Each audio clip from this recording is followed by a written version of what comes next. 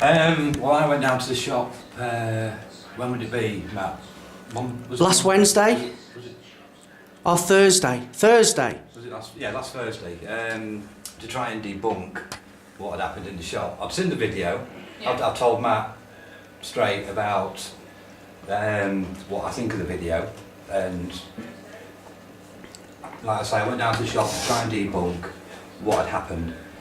I couldn't do it, so therefore we left it open for an investigation. Yeah.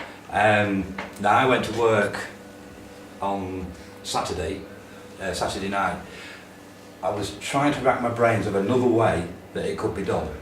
Now, like Matt said, a nail could have been inserted into the floor to be used as a diversion for the string to go around in order to pull the packages straight as opposed to an angle.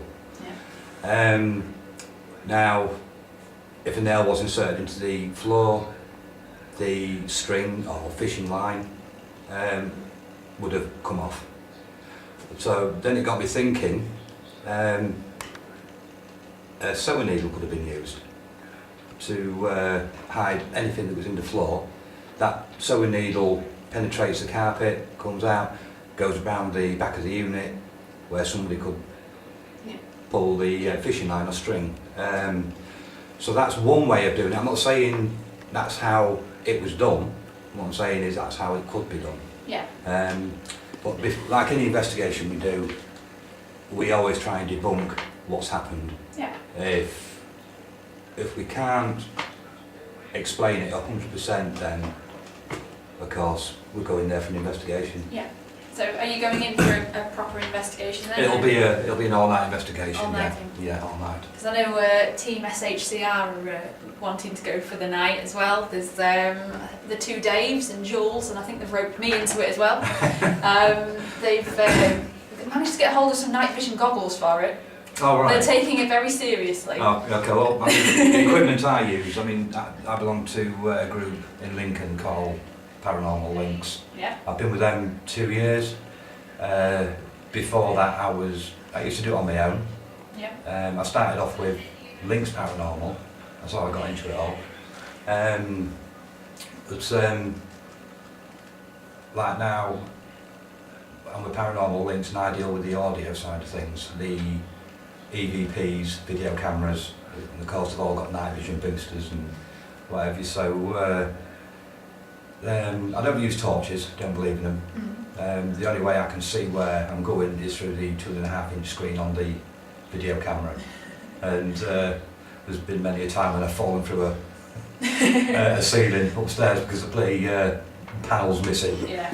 Yeah. So, but yeah, that's basically what I do. But what I'm trying to get over to Matt is not to have too many people there, because I've learned in the past that through doing the audio work, any whispering or any sounds from anybody, it contaminates the recording. Yeah.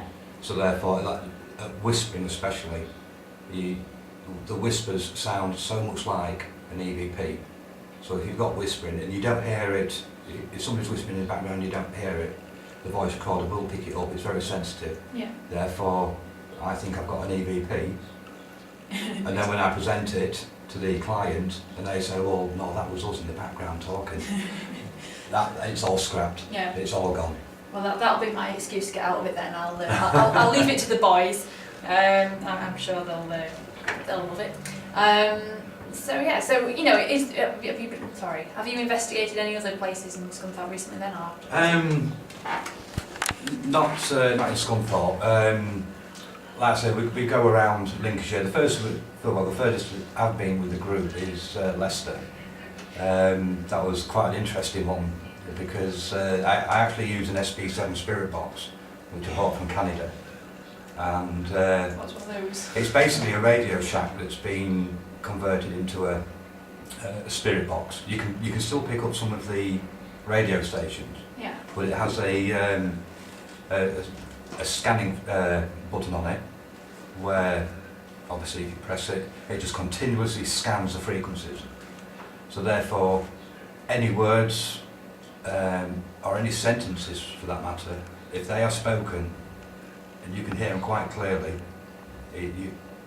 good chances are you've got something spiritual. Yeah. Because the frequencies are scanning at about 200 ms, and like you know yourself, when the frequency is scanning that fast, it's impossible to pick a word up. So, say my name was spoken, you could say over 4 frequencies, which is totally impossible, you see. But like I say, going back to the Leicester investigation, we had this spirit box going on upstairs, and if I didn't know any better, I'd say we've got a ghost with Tourette's. Oh, wow. Because it was just constant swearing. Yeah. Every question we asked was telling us where to get our face. You know. But that was quite good. I mean, all the evidence that I do pick up, photographs, EVPs, videos, I mean, people can find them on Facebook under Haunted Adventures, White Noise, which I created last year. It's a private group. People can't see what's in there, they'd have to obviously send a friend's request. Yeah. Yeah, all the evidence that I've gathered so far goes onto there. Yeah. So there you go, people. There's stuff out there. We can't exactly say what it is, but there's stuff. there's something. Yeah, people actually ask me, do ghosts and spirits exist? You know, and to be honest with you, I can't answer that question. But what I can answer is there's something out there. Yeah. I mean, when I'm asking questions and I don't hear the answers with my own ears, I don't hear anything, don't see anything, yet I get home next day, I analyse that evidence, then you hear the answers coming through. I'll give you an example. I was in a pub in Louth. It was a 16th century building. I was in this one room with a friend, and the PX device, which actually is a little device that has a built-in 2,000 word dictionary. I asked if there was any spirits in this room. It said 4. So I replied, my question was, are there 4 spirits around me and Les right now? Yeah. Didn't hear anything. Got home, right after I answered that question, a woman says, I am not a spirit, in a very huff voice. Yes. I am not a spirit. But I didn't hear that with my own ears.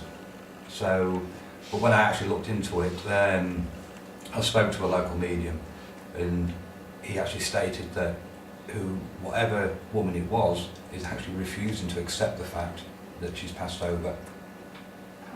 So, It's pretty. so when I say there's something there, Yeah.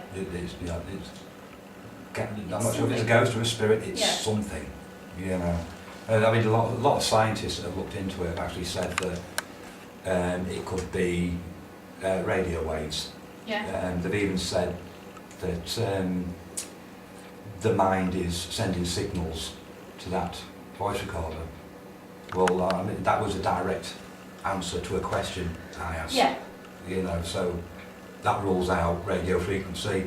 And I mean, I certainly wasn't thinking at the time there was a woman in there, there was a male in there, or a child. I just wanted to know if there was any spirits in there. Yeah. And it came back with that. So that's what intrigues me the most. Yeah. You know, the voices. I mean, I have them all on file at home. Some are quiet, some are loud, some are dismembered. It's what I call a Class A, Class B, Class C EVPs. Class A obviously is quite clear and loud. Yeah. Class B EVP is a whisper.